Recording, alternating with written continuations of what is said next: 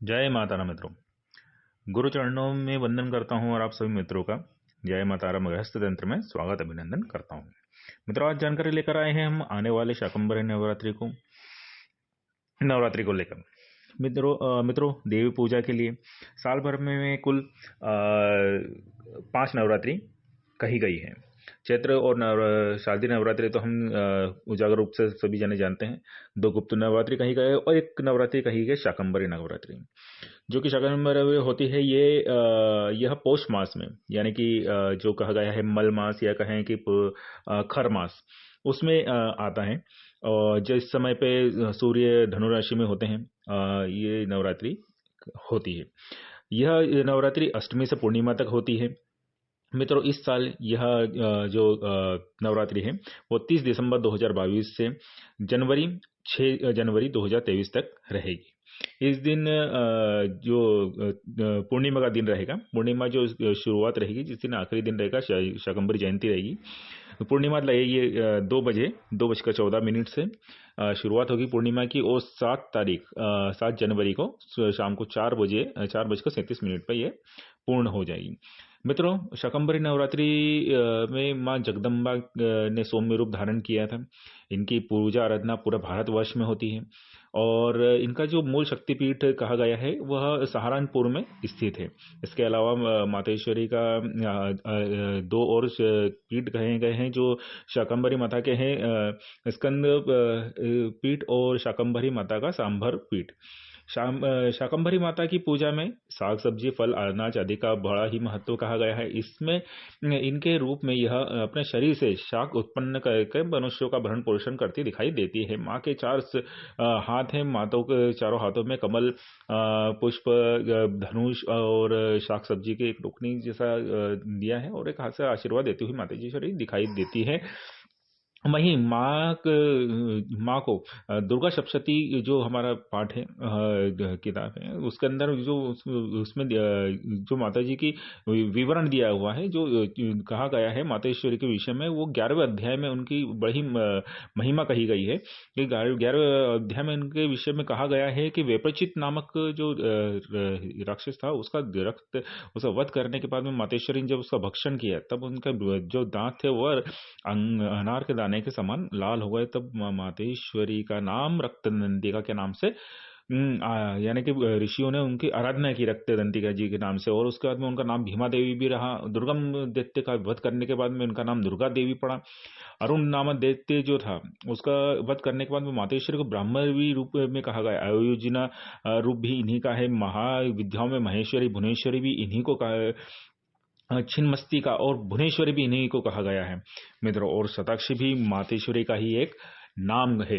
देवी की पूजा के लिए माता मित्रों, एक साधारण सा मैं आपको विवरण दे देता हूँ। उन्हें चौकी पे उनके, अगर आपके पास तस्वीर हो या फिर मातेश्वरी दुर्गा जी की एक तस्वीर हो, तो उसे आप चौकी पे विराजमान कीजिए और कलश स्थापना कीजिए मित्रों। उसे माता जी को लाल चुनरी चढ़ाइए, पंचोपचार माता जी का पूजन करें, निवेद चढ़ाइए।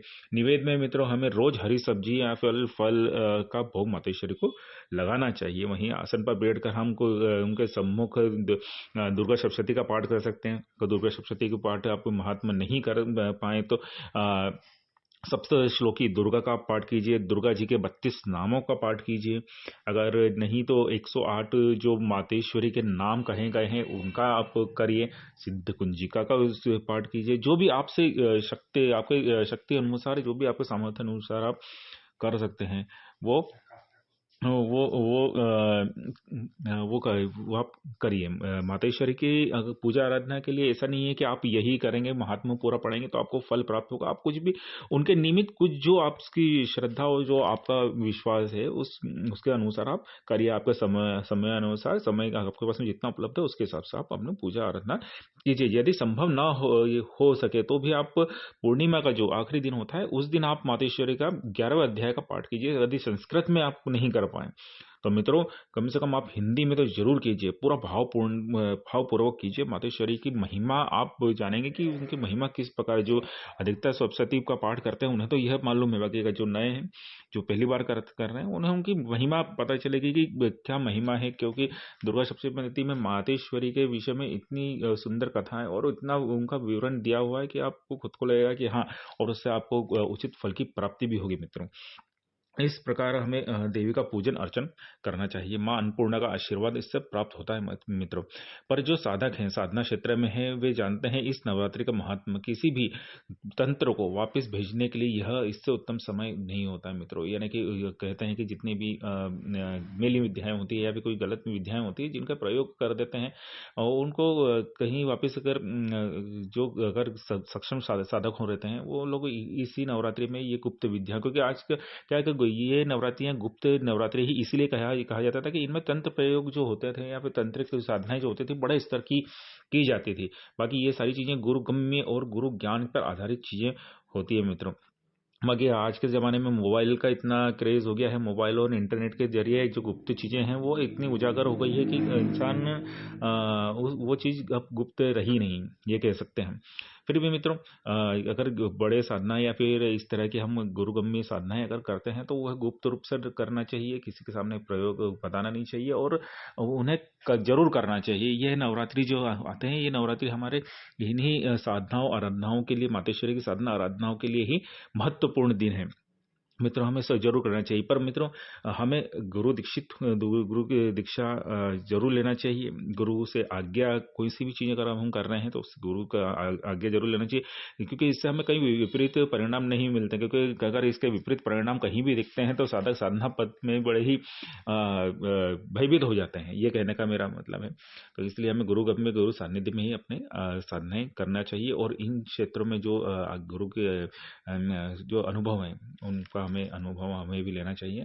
पर ग्रस्त जो है वो सौम्य साधनाएं इसमें कर सकते हैं। जैसे मैंने आपको कहा 108 पाठों की आप कर सकते हैं, 9 दिन 108 नामों का पाठ कर सकते हैं। इस दुर्गा जी के 11वें अध्याय का पाठ कर सकते हैं, दुर्गा जी का सप्तशती का पाठ कर सकते हैं, 32 नामों की माला कर सकते हैं। ये इस तरह से अपन इसमें बहुत सारे हैं। दुर्गा सप्तशती के अंदर बहुत सारी माता के आराधना के लिए और सबसे सौम्य कहें तो दुर्गा चालीसा, दुर्गा चालीसा भी आप इसमें कर सकते हैं। जो कुछ भी नहीं करते हैं वो कम से कम दुर्गा चालीसा से अपनी शुरुआत तो जरूर करें।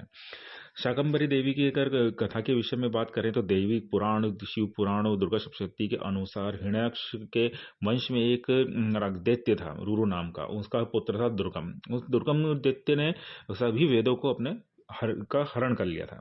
तब मित्रों, जगदम्बा ने भुवनेश्वरी अयोनिजा का रूप धारण किया जब ऋषियों ने और देवता ने उनकी आराधना करी। देवी देवताओं के जब मातेश्वरी ने देखा कि पूरा संसार में त्राही त्राही मची हुई है और कहीं भी पानी नहीं है, शाक सब्जी, मनुष्य मानव बड़े ही त्रास में है, तो उनके आंखों से आंसू आने लगे। तब उनके शरीर पर पूरी आंसू आंखें थी, सो आंखों से उन्होंने जब देखा संसार को, उनके आंखों से आंसू आने लगे और जब उनके आंसू से पूरे तालाब और नदियां भरने लगी, तालाब भरने लगी, तब जीवन का संचार उत्पन्न हुआ। तब इस रूप में मातेश्वरी को हम शताक्षी के रूप से जानते हैं। मातेश्वरी के इस रूप के बाद में मित्रों, हम देखेंगे कि उनका यह एक उन्होंने सौम्य रूप धारण करा। सौम्य रूप में उन्होंने शाकंभरी रूप अपना धारण किया, जिसमें उनके हाथ में जड़ी बूटी, फल, धनुष, कमल और आशीर्वाद मुद्रा है। और उसके बाद में ये आए और उसके बाद में मातेश्वरी ने सभी को अपने शाखों से, शरीर से उत्पन्न शाखों से उनका भरण पोषण किया। तत्पश्चात उन्होंने दुर्गम दैत्य का वध किया, उनसे बहुत लंबा युद्ध चला, दुर्गम दैत्य का वध किया और पूरे संसार में दुर्गा देवी के नाम से कहलाई। मित्रों, इसी प्रकार यह कथा थी मातेश्वरी की। इनके कुछ मंत्र हैं, मंत्र भी हमको करना चाहिए। उनके मैं कुछ आपको मंत्र बताता हूँ जो कि हमें मातेश्वरी अन्नपूर्णा जी का पूजा पाठ में करना चाहिए। कम से कम 108 बार तो पूर्णिमा के दिन ये हमें मंत्र बोलना ही चाहिए। ओम ह्रीं श्रीं क्लीं भगवती महेश्वरी अन्नपूर्णे स्वाहा, यह एक मंत्र है। दूसरा मंत्र इस प्रकार है, ओम ह्रीं श्रीं क्लीं भगवती अन्नपूर्णा नमः। ये दो मंत्र मातेश्वरी के हैं। उसके बाद में सबसे सुंदर जो मंत्र कहा गया है, एक है ओम सर्वबाधा विनिर्मुक्त दंदनान सुदानी विद मनुष्यो मत्प्रसादेन भविष्यन्ति न संशयः। मित्रों, यह मंत्र बहुत ही सुंदर मंत्र कहा गया है। यह दुर्गा सप्तशती का एक मंत्र है। मित्रों, तो यह आज जानकारी थी शाकंभरी नवरात्रि को लेकर कि 2022 और 2023 में हमारी शाकंभरी नवरात्रि कब आ रही है। मातेश्वरी की जो उपासना का यह बहुत महत्वपूर्ण दिन है। हमें जरूर इस दिन कुछ ना कुछ तो मातेश्वरी के निमित्त करना ही चाहिए, जिससे कि माँ अन्नपूर्णा का हमारे ऊपर आशीर्वाद, माँ शाकंभरी का आशीर्वाद हमारे ऊपर सदा बना रहे। साल भर तक हमारे ऊपर उनका आशीर्वाद सदा ही हमारे ऊपर बना रहे और हमारे धन धान्य की जो बाधाएं हैं, जो भी हमारे बाधाएं उत्पन्न होती हैं, वो सारी बाधाएं से हमें मुक्ति मिल सके। इसलिए हमें माँ शाकंभरी की पूजा आराधना सदा करना चाहिए। मित्रों, हाँ, अब ये जो है, इसमें क्या सूर्य संक्रांति का मैंने आपको पहले कहा कि नए कार्य तो हम सूर्य संक्रांति में, सूर्य धनु संक्रांति जो होती है उसमें हम नहीं करते हैं। तो यह जो समय होता है, ये अगर हम नए कार्यों के लिए नहीं कर सकते हैं तो हम कम से कम हमारी पूजा साधना में अपना समय जरूर दें। तो मित्रों, आज ये जानकारी थी हमारी शाकंभरी नवरात्रि को लेके, सनातन धर्म से जुड़ी हुई और गुरुगम्य साधनाएं और अनुभव से जुड़ी हुई जो बातें हैं, उसके लिए हम यह कोशिश कर रहे हैं, हम प्रयत्न कर रहे हैं कि आप तक आए, हम दे पाए। अगर आपको यह पसंद आती है तो हमारे चैनल को लाइक और सब्सक्राइब जरूर कीजिए मित्रों। जय मां तारा मित्रों।